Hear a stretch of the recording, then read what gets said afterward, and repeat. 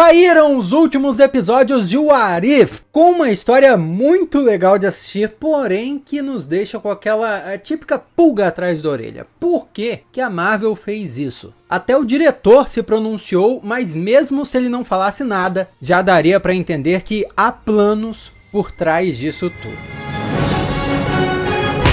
Olá, como vai? Tudo bem? Eu sou o Miguel Loquia, seja muito bem-vindo a esse vídeo onde nós vamos desmontar os episódios 6, 7 e 8 da última temporada de What If. Para pegar os significados, teorizar o que está por vir, porque fica evidente que eles têm planos para muitas coisas por vir, viu? E o episódio 6 chama-se apenas 1872. Esse universo no Velho Oeste é uma derivação daquele universo lá que nós vimos sendo adaptado aqui na temporada 2. É o universo 1602. E eu já explico por que é uma derivação, não significa que é o mesmo universo, não. Isso vem dos quadrinhos. O universo 1602 das HQs foi até escrito pelo Neil Gaiman, se eu não me engano, um autor maneiríssimo, mas está canceladíssimo atualmente. E mostrava a história dos Vingadores se eles tivessem surgido antes, na época do Shakespeare. Essa história saiu em 2004 nos quadrinhos. E muito tempo depois, lá em 2015, durante as Segundas Guerras Secretas, saiu o quadrinho 1802 em uma das realidades que estavam destruídas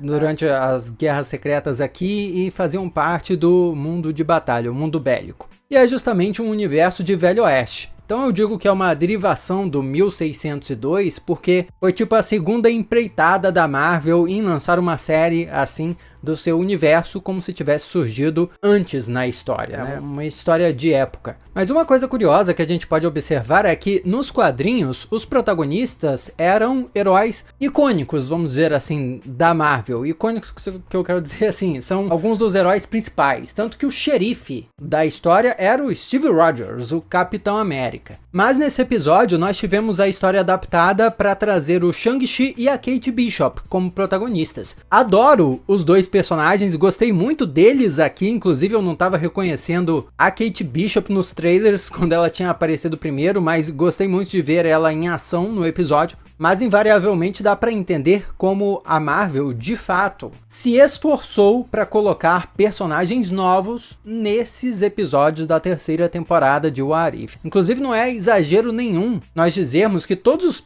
episódios dessa terceira temporada tiveram personagens que foram apresentados depois da fase 4 da Marvel, como os grandes protagonistas. E eu já comentei aqui em vídeos anteriores como a animação demora mais para ser feita do que um filme em live action, né? É mais difícil adaptar as coisas. E com isso em mente, eu acredito de fato que esses episódios de What If são quase como se fossem um grande mergulho nos planos originais da Marvel para as fases 4, 5 e 6. Assim como nessa temporada tiveram um esforço enorme para colocar os novos personagens no centro das histórias, até formando uma nova equipe de Vingadores, nesse episódio aqui dos robôs gigantes. É uma nova equipe de Vingadores com personagens de destaque a partir da fase 4. Eu teorizo, e isso é pura especulação, que antes da Marvel ter os seus planos chacoalhados por pandemia, por má recepção do público, por confusão do Kevin Feige em conseguir arrumar as histórias numa conexão entre séries e filmes, antes disso tudo, o plano da Marvel Studios seria fazer igual aos quadrinhos, onde a Marvel passa por uma fase onde todos os personagens originais são transformados, às vezes até substituídos também, só para os fãs sentirem saudade e daí depois de alguns anos a Marvel voltar com os personagens nas suas versões clássicas. É assim que a Marvel faz nos quadrinhos há décadas e décadas já. Tá aqui esse exemplo que eu coloquei do All New, All Different da Marvel, foi a época da Marvel logo depois das Guerras Secretas nas HQs. Então tá o Steve Rogers como Capitão Rogers aqui, velho, e o novo Capitão América é o Sam Wilson. O Homem de Ferro tá com uma nova armadura, inclusive depois aqui ele vai ser substituído temporariamente pela Riri Williams. Miles Morales se torna um Homem-Aranha do universo principal da Marvel, enfim, dá pra entender já as várias mudanças que a Marvel fez nas histórias em quadrinhos, só pra depois voltar tudo ao seu lugar original, sabe? O Steve Rogers voltou a ser Capitão América, Tony Stark voltou a ser Homem de Ferro e etc, etc. A impressão que essa terceira temporada de What If me deu é que os planos originais da Marvel envolviam fazer isso no universo cinematográfico também. Em outras palavras, só para resumir aqui, a Marvel ia investir bastante tempo, muitas produções nesses novos heróis, deixando os heróis originais, vamos chamar assim, de lado, só pra galera sentir saudade, e daí depois em um novo filme dos Vingadores, os heróis originais retornariam para deixar todo mundo feliz. Mas parece que esses planos foram um pouco acelerados pelos problemas que eu já mencionei, né? Essa igrejinha aqui é um visual muito típico de Velho Oeste, né? Mas me lembrou essa cena icônica de Era Uma Vez no Oeste. Pesquisa essa cena aqui, o homem com a gaita, Man with the Harmonica, porque o cara matou o irmão dele e meteu uma gaita na boca dele para poder o garoto assistir basicamente o irmão morrer. É uma cena icônica do cinema de Velho Oeste, é um dos meus filmes favoritos daquela época e foi muito bom sentir essa possível referência aqui desse arco com um sino no episódio do Shang-Chi, que é um personagem que eu gostei pra caramba no universo da Marvel. Muito maneiro isso, né? Eles dão a quantidade certa de badaladas e aí o Shang-Chi aparece quase como se fosse um monstro místico, assim, que é invocado. E se tem uma coisa que esse episódio fez de forma incrível e deixou no chinelo aquele episódio da Agatha Harkness, foram as cenas de ação. Nossa, eu realmente tenho até dúvidas se no filme do Shang-Chi, o Shang-Chi lutou tão bem assim, e ainda mais a Kate Bishop com a pistola descendo bala. Isso é uma coisa que eu sempre fiquei me questionando. Por que esses personagens arqueiros em filmes e universos como um todo, por que eles não usam arma de fogo? Tecnologia no universo da Marvel e da DC tem pra isso. Podem fazer umas munições diferenciadas, sei lá. Mas enfim, ela aqui com um revólver, tava maneiríssimo. É uma dupla que eu sinceramente gostaria de ver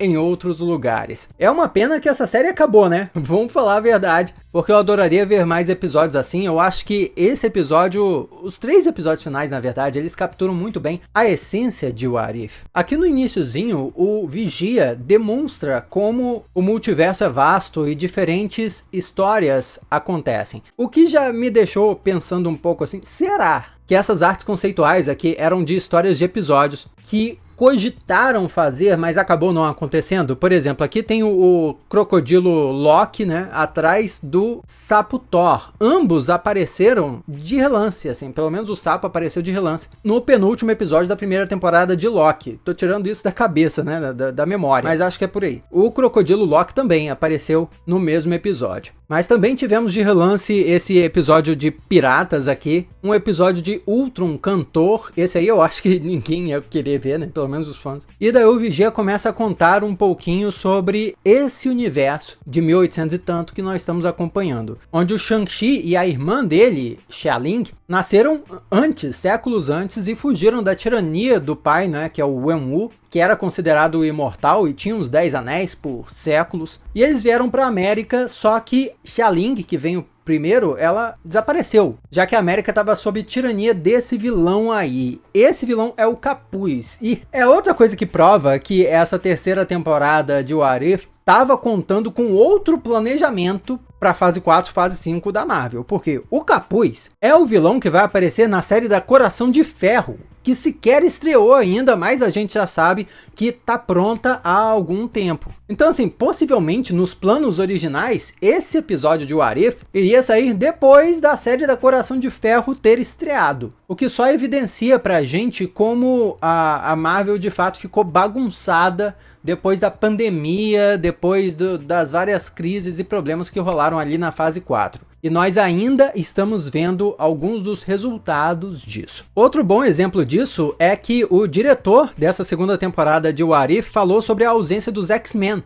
Pô, X-Men foram um sucesso com a animação X-Men 97. Então, por que nós não tivemos episódios com mais X-Men nessa terceira temporada? E ele disse aqui que o Kevin Feige disse para primeiro usarem os X-Men nos cinemas, e aí depois pode usar eles na série What If. O que só demonstra o seguinte, essa decisão do Kevin Feige só pode ter vindo antes deles decidirem usar os X-Men como apareceram em Deadpool e Wolverine, por exemplo. onde simplesmente reaproveitaram os X-Men de filmes antigos. Então, pô, espera aí, os X-Men já apareceram em filmes. Não precisava esperar. Como eu disse, essa temporada aqui de What If é um reflexo dos planos iniciais da temporada 3. Da temporada 3 não. Reflexo dos planos iniciais da Marvel para a saga do multiverso. E nós já vimos que muita coisa se desenvolveu. Deadpool e Wolverine saiu, mas a série What If simplesmente não teve tempo de brincar com essas coisas. Mas o episódio continua e eles se encontram com esse garotinho aqui, que fala chinês e tal, e no fim é revelado que o garoto vai se tornar ninguém mais, ninguém menos que o Homem de Ferro. E aí, peraí, Homem de Ferro? Não, Punho de Ferro, gente. Vai se tornar o Punho de Ferro. E mudaram o Punho de Ferro, que nos quadrinhos e na série que a Marvel fez é o Danny Rand. Mas relaxa, não mudaram o Punho de Ferro. É que o Punho de Ferro, antes de mais nada, é um manto que passa de pessoa para pessoa. Então esse aqui pode simplesmente ser um outro Punho de Ferro antes do Danny Rand. E esse é um universo alternativo. Então desencana. Mas é muito legal como esse episódio aproveitou vários tropos do gênero de faroeste, né? Os heróis vagantes buscando vingança se encontram com um garotinho injustiçado que também busca vingança de certa forma. Rola o assalto, entre aspas, a um trem, que também é um momento icônico de faroeste, tudo com aquele toquezinho de universo cinematográfico da Marvel, né? A gente descobre que Tony Stark existe nesse universo, então assim, é de fato um universo que poderia ser bastante explorado em outros episódios, se houvesse a possibilidade. E teve mínima interferência, né? Diferente do episódio da temporada anterior, de 1600 e tanto, cujo protagonista foi a Peggy Carter. Então assim, a gente acabou não tendo tantos personagens carismáticos daquele universo em si para acompanhar num possível futuro, mas nesse episódio nós tivemos sim personagens desse universo que poderiam continuar e até explorar outros personagens que só foram citados e não mostrados ainda. Um detalhe que eu esqueci de mencionar é que o agente americano aparece aqui. É claro que ele não é o agente americano nesse universo, pelo menos não ainda, mas é o John Walker da Marvel em uma versão alternativa que aparece aqui. No fim das contas, é revelado que o capuz é a própria irmã do Shang-Chi. Uma reviravolta bem bacana, inclusive a Kate Bishop fica momentaneamente paralisada com uma música que o vilão toca ali, e é uma referência à hipnose feita no Soldado Invernal, onde falam uma sequência de palavras e a pessoa fica paralisada. Bom, aqui rolou uma adaptação disso para controlar qualquer pessoa. A Xia-Lin luta com a sua clássica arma, mais uma vez uma sequência de luta bem bacana, mas tudo acaba em um fim trágico que eu particularmente gostei demais. Muita gente reclama de What If falando, caramba, eles não aproveitam a possibilidade de universos alternativos e não sei o que lá. Eu acho que esse episódio aqui usou de forma precisa a proposta do e se? E se esses personagens estivessem no Velho Oeste? Bom, eu gostei muito dessa história particularmente, mas a gente sabe que o que realmente importou nesse episódio foi o Vigia interferindo mais uma vez e sofrendo uma intervenção ali dos seus colegas vigias, incluindo o seu mestre. Opa! Vigia tá interferindo assim desde o final da primeira temporada, até que enfim alguém fez alguma coisa. E eis que vamos para os episódios finais. Mas é o seguinte, se você tá assistindo até aqui, tá curtindo e não faz parte do canal, se inscreve aqui, ativa as notificações, porque o ano que vem vai ser cheio pro mundo de super-heróis e eu vou estar aqui acompanhando juntinho com você as novidades que vão sair. Vai ser um ano que eu vou conseguir me dedicar bastante aqui ao YouTube, que é o que eu realmente gosto de fazer, além de escrever, não é? É um ano que também promete bastante para novidades de Super Saga e eu adoraria ter vocês aqui junto comigo. Muito obrigado pelo 2024 que vocês me proporcionaram e já deixa o like aí para fortalecer. Porque agora nós vamos pro episódio 7, que já traz à tona uma opinião impopular minha. Muita gente fala contra os episódios de What If serem interconectados, pelo menos alguns deles, e eu particularmente acho isso uma das melhores partes dessa série animada What If,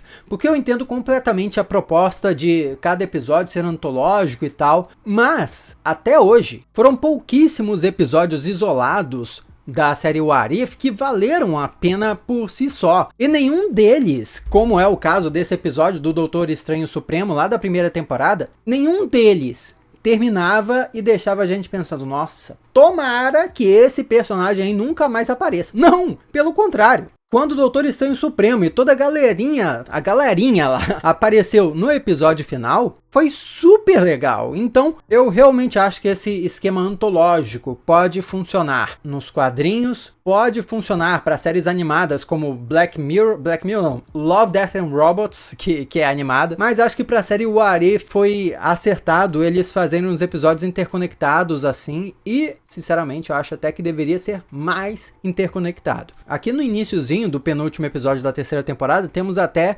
uma conexãozinha com um dos episódios da segunda, onde a Nebulosa se tornou integrante da Corporação Nova, protegendo Xandar. E ter um Korg aqui, que é um companheiro do Thor, depois de Thor Ragnarok, foi essencial para criar um momento épico de aparição da Tempestade como Thor. Eu já comentei sobre isso no Instagram, inclusive se você não me segue lá, pô, é a sua oportunidade. Vai aqui, ó, Miguel Loquia, no Instagram, no TikTok também, onde você preferir. Publico vídeos curtos lá sempre. Mas a Tempestade já empunhou o Mjolnir nas HQs. Porém, talvez mais importante que isso até, seja o fato de que ela já teve o próprio martelo e já se tornou uma divindade asgardiana, basicamente. O martelo dela que é chamado Stormcaster, invocador de tempestades. Mas talvez a aparição mais querida minha dela com o Mjolnir tenha sido nos quadrinhos das Guerras Secretas de 2015, onde ela fez parte da Tropa Thor. É isso mesmo, vários personagens com o Mjolnir ou com martelos similares, como é o caso do Bill Raio Beta aqui com o Rompe Tormentas. Pois é, galera, o Rompe Tormentas nos quadrinhos é esse martelo dourado aqui, é diferente do machado dos cinemas. E a Tempestade tá aqui, ó, com o martelinho dela. E eu, de fato, assim, achei muito estranho esse episódio ter apresentado tantos personagens novos. Foi a Tempestade, né? E a Birdie, que é a filha do Howard o Pato com a Darcy Lewis. E aí temos a Capitã Carter e a Kahori, que foi uma personagem original da segunda temporada, mas basicamente temos aqui um quarteto de personagens basicamente originais dessa série animada. É verdade que, como eu disse, a Tempestade com o Mjolnir já apareceu em outras histórias, mas não necessariamente essa versão aqui. E a Capitã Carter, ela é original de um jogo de videogame da Marvel, né? Jogo mobile. E daí depois foi para os quadrinhos, apareceu aqui na série What If, enfim. São basicamente personagens que a série animada What If disse, ó, isso aqui é nosso, trouxeram para eles. E considerando o que acontece no fim da temporada, eu cogito de verdade que essas personagens possam aparecer em Vingadores Guerras Secretas, nem que seja como uma participaçãozinha especial. Eu gostei muito como eles balancearam os poderes das personagens. É verdade que a Capitã Carter, com uma mera super soldado ali no meio, tá fazendo muito além do que normalmente poderia, mas vamos combinar que desde esse final aqui da segunda temporada, eu não duvido mais do quão overpower a Capitã Carter pode se tornar. Vamos falar mais desse último episódio da segunda temporada ainda, mas a gente chega lá. A introdução já é diferente, porque ela é feita por outro Vigia. E como eu comentei na minha última análise dos últimos 3 episódios, né? Os Vigias são uma raça e não um indivíduo. Esse Vigia que a gente está acompanhando é o Ato, como ele revelou nesses episódios. Inclusive, assim como aquele episódio da Agatha em Hollywood, que mostrou um pouco mais sobre o funcionamento e a lógica dos Eternos e dos Celestiais, eu gostei como esse episódio aqui explorou um pouco a lógica e o funcionamento dos próprios Vigias. Isso aí é uma ótima forma de expandir o universo, é o tipo de coisa que a série What If poderia ter feito muito mais até. As heroínas estão jogando pebolinha aqui e é muito legal o visual clássico dos personagens que aparece aqui. Temos aqui o Power Man, que é o Luke Cage, o Caveira Vermelha aqui no cantinho, Barão Zemo, Pantera Negra, Thanos, tudo com o visual icônico dos quadrinhos. O Punho de Ferro aqui, que nem apareceu ainda nos filmes desde aquela série pra Netflix que ele ganhou, né? E a Marvel ainda tem que confirmar se aquela série vai se tornar 100% oficial com o universo cinematográfico da Marvel, ou mais ou menos, como é o caso de Demolidor, né? A série do Demolidor tá chegando aí. A série do Demolidor está chegando aí no Disney Plus para meio que oficializar boa parte da série do Demolidor da Netflix no atual universo cinematográfico da Marvel. Temos o Kang aqui no cantinho, né? Também no seu visual icônico dos quadrinhos. Magneto lá atrás. Próxima Meia-Noite, que é a parte da Irmandade do Thanos. Feiticeiro Escarlate, Ultron Infinito aqui. Aqui na frente parece ser o Bill Raio Beta e aqui a Mística. Bom que o Capitão América é o goleiro, né? Aqui a gente consegue ver um pouquinho mais do Homem de Ferro e a Mística de X-Men 97. Que também é um visual da Mística nos quadrinhos. O que me leva a crer que, assim, talvez o modelo dessas pecinhas tenham sido o tipo de coisa que conseguiram adicionar na última hora, sabe? Ou a Marvel aprovou que usassem visual de qualquer personagem dos quadrinhos e tanto faz, porque pelas peças que a gente encaixou aqui, a gente deduz que toda essa temporada foi produzida antes do sucesso e sem usar os personagens de X-Men 97. Tem um Wolverine aqui, alguém do Quarteto Fantástico, talvez o Tocha Humana. Ah não, pelo cabelinho é a Sue Storm. Aqui tem a She-Hulk. E eles deram bastante destaque, né? Pra mostrar, olha só quem apareceu na terceira temporada. Mas não apareceu de fato, né? A gente queria a história com essa galera toda. Imagina o e se os X-Men estivessem nos Vingadores. Pô, nossa! Aí ia estourar. É o tipo de what if que a gente gostaria de ver. Até o Galactus tá ali como goleiro de um dos times. Na minha cabeça não tem uma melhor explicação para Marvel Animation ter se focado nesses personagens originais em vez desses personagens icônicos que nós gostaríamos de ver, a não ser a explicação de, eles precisavam, na verdade, de liberdade criativa. E a Marvel Studios, o Kevin Feige, enfim, que é o cabeção, né, o presidente da Marvel Studios, eles não tinham decidido ainda como iriam trabalhar todos esses personagens aqui que aparecem no Pebolim, no universo cinematográfico, para poder a série What If adaptar. Porque, afinal de contas, vale lembrar, a série What If é uma série de possibilidades que são exploradas dentro do universo cinematográfico. Então, justamente por isso, eles não podem ficar pegando personagens queridos dos quadrinhos e contar histórias deles. Tem que ser dos personagens como eles apareceram nos cinemas. Ou nas séries do Disney Plus, no caso. Mas daí eles vão atrás de uma forma de rastrear o Vigia, já que aparentemente o Vigia desapareceu e eles estão com cacos do lugar lá onde o Vigia observa o multiverso. Reconhece essa nave aqui, é a cadeira do Kang, do jeito que ela aparece em Homem-Formiga e a Vespa Quantumania, a mesma cadeira que ele usa como nave e tudo mais.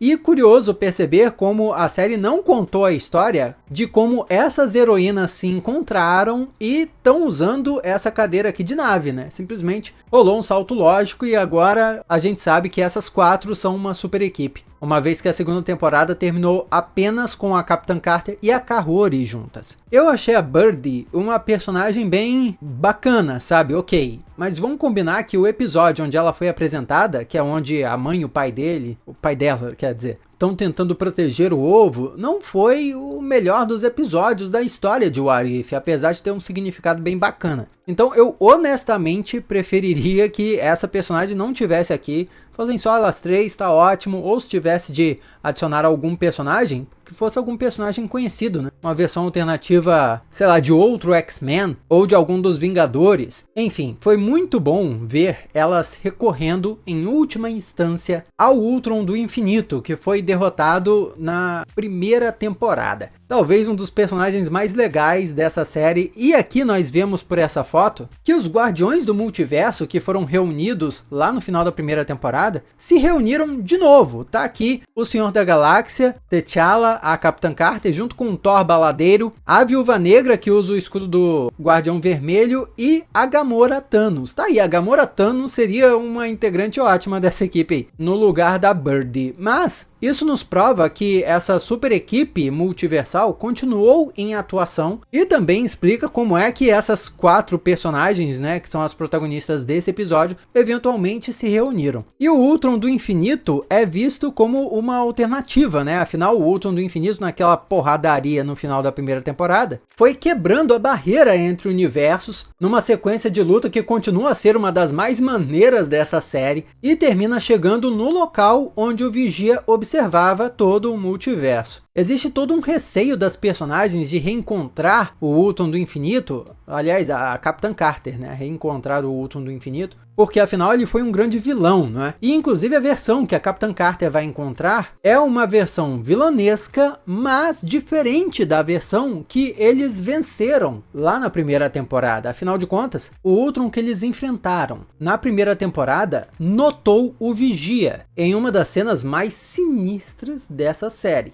e por fim foi derrotado. Mas esse Ultron infinito aqui ficou por eras e eras observando o seu universo morto, que ele próprio matou, sem ter sido distraído por ninguém. Então uma coisa ficou na minha cabeça, pô, peraí, se esse aí já é uma versão alternativa do Ultron do infinito, gente, o multiverso é infinito em teoria. Não haveria um universo onde o Ultron do infinito seria de boa, seria um herói, seria bacana. Porque aí poderiam pegar um Ultron do infinito que é herói e aí eles não teriam medo de nada. Porém, essa tensão toda criada em recrutar o personagem foi bem legal de assistir e, cá entre nós, meio que precisava, sabe? Já que é a última temporada, tem que encerrar tudo, sabe? Traz os personagens todos e diga um adeus para essa série. Não foi exatamente esse tipo de adeus que nós tivemos, mas algo próximo. Foi muito legalzinha essa cena onde os pais da Birdie ligaram para ela. Faz até eu gostar um pouquinho mais daquele episódio dos dois. Mas o final é um só. O Ultron do Infinito basicamente se torna um integrante dos Guardiões do Multiverso, porque ele ajuda ali a equipe. E eles partem para encontrar o Vigia e ver o que rolou. E eis que nós chegamos no último episódio dessa temporada e dessa série. E eu já tenho alguns comentários a fazer só dessas primeiras imagens. A começar pelo fato que, como nós podemos ver aqui, terceira temporada é também a que tem menos episódios. Isso me leva a teorizar que talvez essa última temporada foi apressada ou então cortada para, tipo, terminar logo essa série. Eles finalizaram apenas os episódios que já tinham começado a produzir, porque a série não iria ser renovada de novo. O chefe da Marvel Animation, Brad Winderbaum, deu uma entrevista e falou por que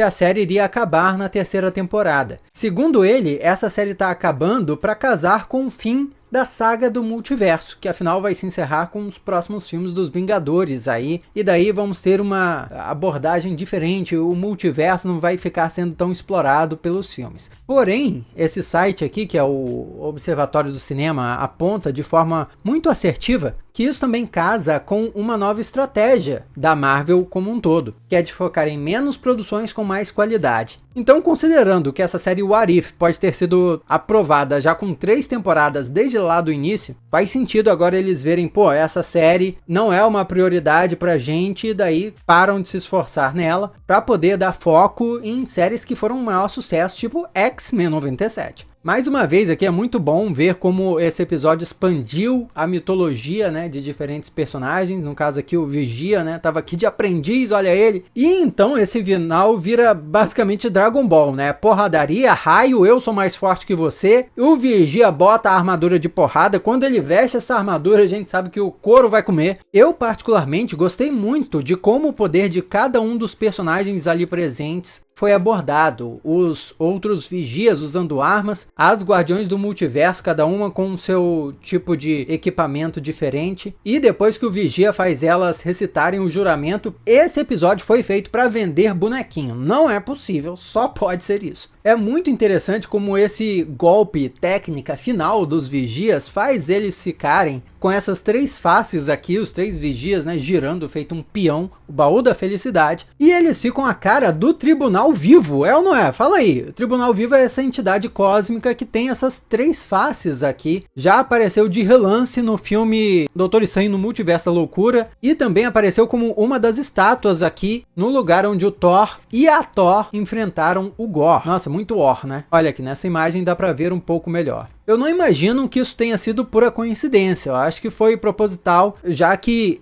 inclusive os personagens aqui, os vigias, estão julgando os outros nesse momento. Seria incrível o Tribunal Vivo ter aparecido de fato nesse episódio final? Seria incrível o Loki, que tá viajando e cuidando de todo o multiverso agora, aparecer aí e resolver as coisas? Seria. Mas infelizmente o fato dessa série estar presa ao universo cinematográfico e as histórias que o universo cinematográfico já contou limitam ela pra caramba, ainda mais percebendo aí que essa série, essa temporada até foi planejada numa época que o universo cinematográfico estava em um estado diferente. Ali eu chutaria pela fase 4. No fim das contas, eu devo dizer, esse episódio final foi bacana de assistir, mas terminou de forma bem estranha, né? Porque as Guardiões do Multiverso, essas aqui pelo menos, a Tempestade, Kahori e a Birdie, se tornaram vigias e a Capitã Carter ascendeu. Da forma que eles explicaram, é como se a Capitã Carter tivesse se tornado uma entidade cósmica quase ao alcance do Loki, do jeito que foi apresentado na série dele. Até curioso, né? Nossa, a Capitã Carter foi uma personagem tão queridinha dos produtores dessa série What If, que transformaram ela numa divindade do universo Marvel no fim da terceira temporada. Do jeito que as coisas estão, esses personagens aí teriam a obrigação de aparecer numa crise multiversal no nível que devemos acompanhar nos próximos filmes dos Vingadores. Assim, se eles não aparecerem, vai ser quase carimbar que essa série What If aí não é cânone, não faz parte do mesmo multiverso. Imagina, os próximos filmes dos Vingadores podem acabar com o multiverso, para depois reconstruir o multiverso. Afinal, é isso que aconteceu na saga Guerras Secretas dos quadrinhos. Imagina acontecer isso sem esses personagens aqui e a Capitã Carter que ascendeu sem nenhum deles aparecer. Seria estranho. Eu não comentei sobre o Doutor Estranho Supremo, né? Eles venceram porque a Capitã Carter transportou toda a luta para o universo do Doutor Estranho Supremo. Esse é um dos personagens mais icônicos e carismáticos dessa série, que não é um herói, contrário do que muita gente pensa, mas sim um anti-herói. Afinal, lá no episódio onde ele apareceu da primeira vez, ele estava tentando recuperar a sua amada e destruiu até o próprio universo para conseguir isso. É verdade que depois ele ajudou os heróis, os outros vigilantes, a vencerem o Ultron Infinito. Porém, vale lembrar que ele estava preso no absoluto nada. Então, ele ajudar os heróis e tal foi quase como uma condicional, liberdade condicional. Já que no fim das contas, ele continuou com o seu plano de tentar trazer a sua amada de volta, só que dessa vez sacrificando a vida de pessoas inocentes e não... Claro que no universo dele havia pessoas inocentes, mas eu acho que você entendeu. Por isso que ele não é um herói, nunca foi um herói. Mas também não é um vilão. Ele sempre agiu de acordo com os próprios interesses, e no fim da segunda temporada ele caiu lá na criação do universo que ele queria criar, onde a sua amada existe, mas ele nunca existiu. E aqui foi explicado para nós que ele se tornou parte da essência daquele universo, basicamente, por isso não existe como pessoa. Um detalhe interessante é que no fim da segunda temporada apareceu a representação do multiverso da forma que ele foi retratado no fim da segunda temporada de Loki. Então, nesse flashback, os vigias viam o multiverso dessa forma porque provavelmente foi antes do Loki fazer o que fez no multiverso, mas ainda assim nós tivemos essa cor verde aqui nessa dimensão por onde eles vagam para fazer uma referência. A série termina desse modo poético, de forma que precisa ter alguma conexão com os próximos filmes dos Vingadores, ou então nada vai fazer sentido, mas a coisa mais curiosa que eu achei foram essas imagens no fim, quando o Vigia comentou das possibilidades e nós vemos de relance alguns personagens da Marvel. Tá aqui o Homem-Aranha no traço do Todd McFarlane, o Cavaleiro Fantasma, que pode ser um precursor ou uma versão alternativa do Motoqueiro Fantasma, que não apareceu no universo cinematográfico da Marvel ainda, mas aí vou teorizar de novo. Talvez essas imagens aqui sejam conceitos que não puderam ser usados nos episódios de What If, mas aí eles fizeram uma homenagenzinha nesse final. Temos aqui um Justiceiro Mulher, que pode ser uma fusão entre o Justiceiro e o Blade, uma Gamora noiva, uma versão alternativa de Cavaleiro da Lua e o que parece ser uma mistura do Wolverine e do Thanos, além de mais uma versão do Kingo dos Eternos, só que aparentemente com uma armadura de Homem de Ferro. Uma mistura da Vespa com a Miss Marvel, do Hulk com o Doutor Estranho, do Howard o Pato com o Mephisto. Nossa, finalmente Mephisto, esperaram até aqui para meter o Mephisto em What If. Muito provavelmente não puderam usar o Mephisto porque a série da Coração de Ferro não estreou ainda e esse personagem tá para aparecer lá.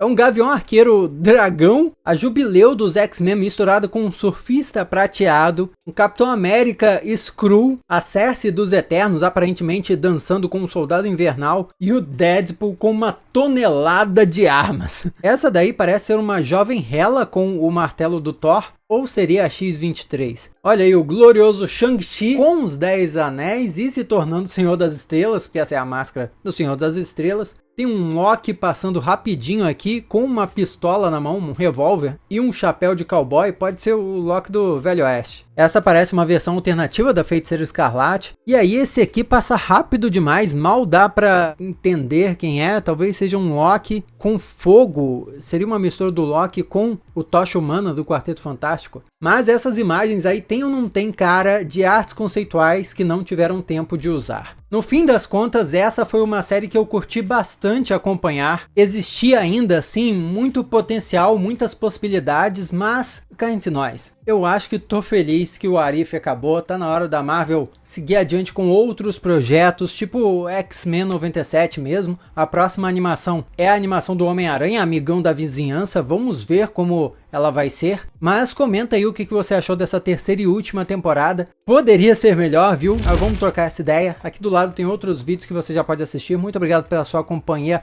maravilhosa durante 2024 e durante 2025. Vamos ficar ainda mais juntos. Muito obrigado, beijo lá e até a próxima.